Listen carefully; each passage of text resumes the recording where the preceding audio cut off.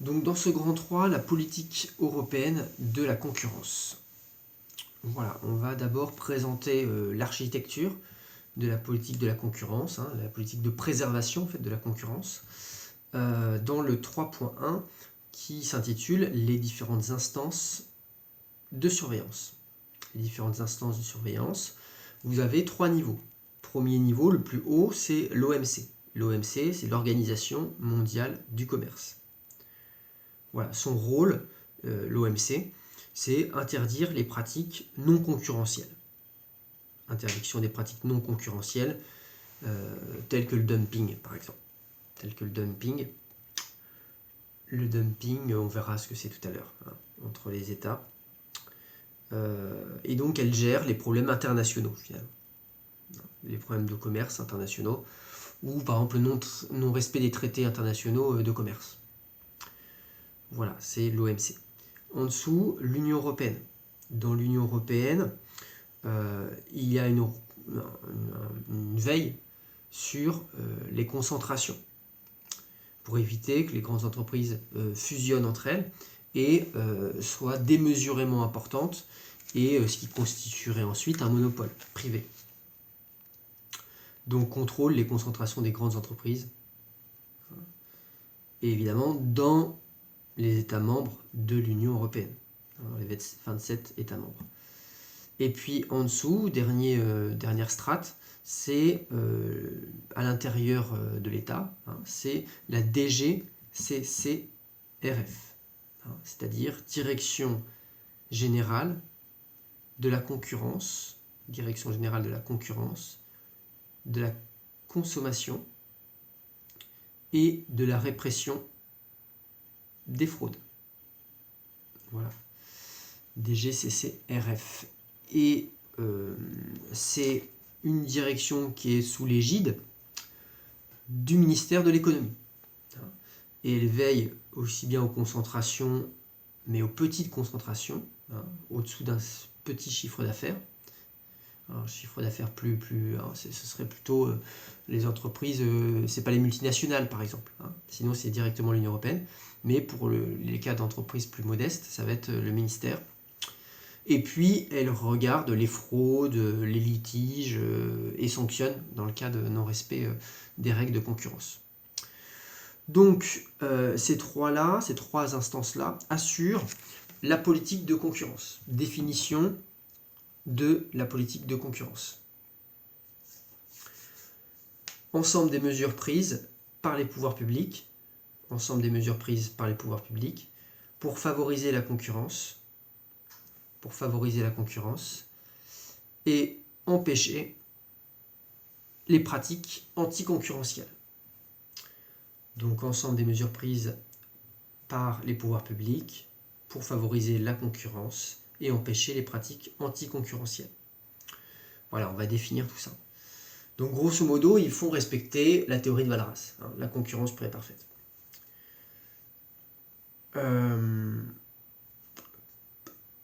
On a dit dans la concurrence pure et parfaite qu'il y avait plusieurs hypothèses. Et à chaque fois, dans ces hypothèses-là de concurrence, il peut y avoir des entraves.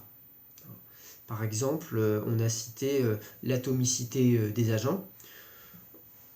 Contre-exemple, c'est le marché du pétrole. Le marché du pétrole, il n'y a pas atomicité des agents puisqu'il n'y a pas une multitude de producteurs de pétrole. On a par exemple la fluidité. La question de la fluidité, on voit des barrières importantes à la sortie dans le cas d'un avionneur. Vous investissez pour construire une entreprise d'aviation, c'est très onéreux d'en rentrer sur le marché parce qu'il y a des coûts tellement importants au départ, et pour en sortir, c'est pareil. C'est très cher. Ensuite, l'hétérogénéité des produits. Il y a l'hypothèse, c'était homogénéité des produits. On voit que par exemple sur le marché du yaourt, c'est très hétérogène parce que chaque producteur va essayer de créer la nouvelle saveur du yaourt pour créer au contraire de la différence. Tous les yaourts ne sont pas nature, donc on va créer le liégeois à la fraise, framboise, avec des goûts qui vont être un petit peu différents pour capter, finalement, les entreprises font ça pour capter une clientèle. Bon, ça, bon, c'est évidemment accepté, hein, mais ça crée de l'hétérogénéité des produits, donc on n'est pas dans un marché de concurrence pure et parfaite dans ce cas-là. Quatrième, c'est la transparence des informations. Là, on a énormément d'exemples. Sur le marché immobilier, par exemple, quand vous visitez une maison pour acheter une maison ou un appartement, vous ne savez pas tout de, par exemple, le toit. Est-ce que vous avez accès à la charpente? Est-ce que c'est couvert de bestioles qui vont finalement dégrader la charpente et elle va tomber en ruine 2 ans après l'achat de votre maison? Donc la qualité. Vous avez un prix, évidemment, du marché immobilier, vous pouvez voir les prix, mais les qualités intrinsèques des maisons, on ne les connaît pas. On ne les connaît pas, ou alors pour les connaître, il faut y aller et embaucher quelqu'un qui est charpentier, qui est dans la maçonnerie et qui pourra vous dire est-ce que c'est du costaud cette maison-là, hein. Mais du coup, il n'y a pas de transparence dans la mesure où ça coûte cher en temps et en argent pour aller visiter et s'assurer de la qualité. Donc pas de transparence de l'information sur le marché immobilier. Et puis dernière hypothèse qui n'est pas forcément respectée, c'est la mobilité des facteurs. Là c'est encore plus facile, c'est-à-dire que sur un marché du Clos-Saint-Marc, les cultivateurs par exemple, ou les éleveurs peuvent pas être mobiles, hein. Ils ne vont pas pouvoir nécessairement vendre leurs marchandises dans le sud de la France par exemple, hein.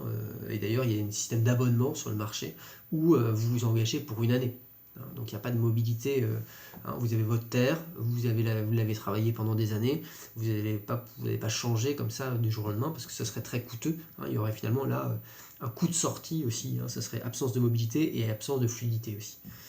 Voilà, donc ça c'était pour le 3.1. Ensuite 3.2, la réglementation concurrentielle. La réglementation concurrentielle, donc les États, ainsi que l'Union européenne, l'OMC, veillent à ce qu'il n'est pas à protéger les consommateurs contre la tendance des producteurs, hein, des offreurs, à s'entendre. Par exemple, on interdit le fait que les offreurs s'entendent sur les prix et fixent des prix plus élevés que le prix de concurrence pure et parfaite. Donc cette tendance-là, évidemment, est forte parce que justement, on a dit avec le dilemme du prisonnier que les entreprises ont intérêt à coopérer. Donc c'est ce qu'elles font souvent, hein. Elles vont voir les prix dans les autres magasins, etc. On a parlé déjà de France Télécom, de la téléphonie, il y a déjà eu des sanctions pour entente. Voilà. Et même dans le yaourt, il y avait le cartel du yaourt où ils s'entendaient sur les prix afin de les mettre de façon plus élevée. Donc, définition d'une entente. Définition d'entente. Accord entre les offreurs pour limiter la concurrence. Accord entre les offreurs pour limiter la concurrence qui s'exerce entre eux. Ah, donc vous mettez exemple, cartel du yaourt, de la téléphonie. Voilà, il y en a tous les ans, en fait, des sanctions qui sont prises. Et donc, le rôle des pouvoirs publics, c'est de remettre de la concurrence. Limiter au maximum ces entraves et remettre de la concurrence à chaque fois. Aussi, il y a une autre pratique anticoncurrentielle, c'est la fusion, quand cette fusion engendre un oligopole, en fait, hein, un rétrécissement du nombre. Par exemple, dans un document, je voyais le nombre de producteurs automobiles en France. Au début du XXe siècle, il y avait plus de 50 producteurs automobiles, hein. Il n'y en a plus que 2 aujourd'hui en France. Alors maintenant, c'est un marché international, mais il y a une réduction importante de la concurrence sur le marché de l'automobile.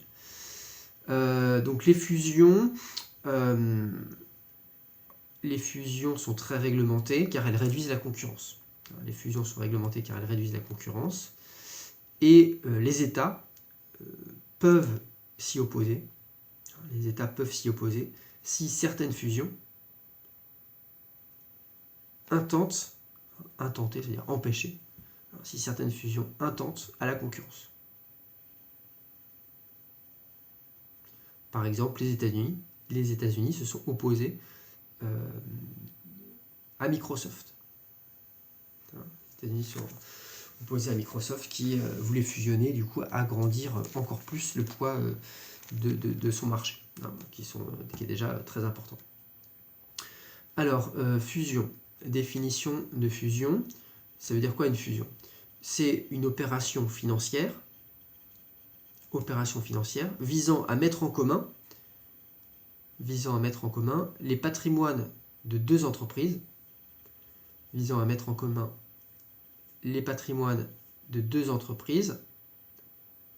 pour former une nouvelle, plus grande entreprise. Opération financière visant à mettre en commun les patrimoines de deux entreprises pour former une nouvelle, plus grande entreprise. Exemple, Peugeot-Citroën. Peugeot-Citroën, fusion, c'est le groupe PSA aujourd'hui. Renault-Nissan. Renault-Nissan, fusion.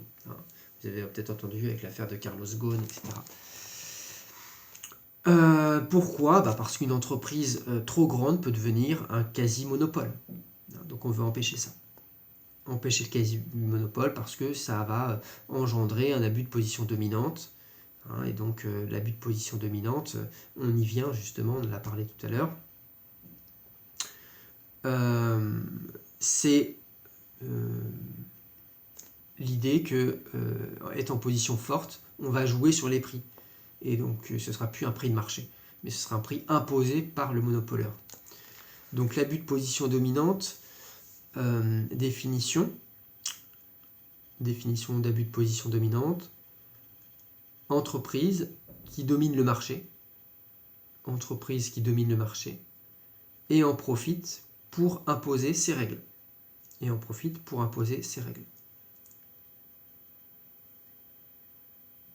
Voilà, elle est condamnée par l'Union européenne, cet abus de position dominante, sauf si elle est dans le cadre d'une stratégie d'innovation. Dans le cadre d'une stratégie d'innovation, eh bien, comme Apple, elle est comprise parce que si on a fait une innovation forte, il faut rentabiliser justement les coûts de recherche et développement, ce qu'on a déjà dit autrefois. Mais par exemple, à l'inverse, Michelin a été condamné pour abus de position dominante. Pourquoi? Parce que Michelin avait fait des ventes liées à ses clients, c'est-à-dire que ses clients achetaient ses ventes, ses marchandises, et étaient obligés de revenir vers lui pour, par exemple, réparer certaines choses pour la suite. C'est-à-dire en étant directement client de chez Michelin, on ne pouvait pas sortir finalement de ce rapport de clientèle. Les formes d'abus de position dominante, les ventes liées. Les ventes liées, on en vient d'en parler. Les ventes à prix coûtant. On n'a pas... là, c'est pareil, c'est toléré. Bon, ça dépend. Il y a la réglementation. C'est par exemple l'exemple du pain dans les grandes surfaces, à prix coûtant. Les ventes à perte sont interdites, parce que sinon, c'était le cas des grandes surfaces qui faisaient ça avec le pain. On le vendait moins cher que le coût de production. Pourquoi? Parce qu'ils savaient très bien que les gens qui allaient acheter leur pain, ils allaient acheter autre chose. Donc, ils allaient faire du profit sur d'autres biens. Donc c'était pour préserver les boulangers, les petits boulangeries, donc, qui auraient perdu beaucoup de chiffre d'affaires. Et du coup, c'est une stratégie aussi, les ventes à perte, pour tuer la concurrence et du coup arriver seul. Et les ententes et les cartels aussi sont interdites. Donc entente, cartel, cartel c'est un groupe qui s'accorde sur le prix. Vous avez entendu parler dans la série de Netflix sur les cartels de la drogue, sur Escobar par exemple. Bon voilà, en fait les cartels de la drogue, pourquoi? Parce qu'ils s'entendaient sur la répartition du marché. Donc ça peut exister dans plein de domaines aussi. Les barrières à l'entrée du marché, c'est aussi interdit. C'est-à-dire, définition, barrière à l'entrée, obstacle mis à l'entrée d'un marché,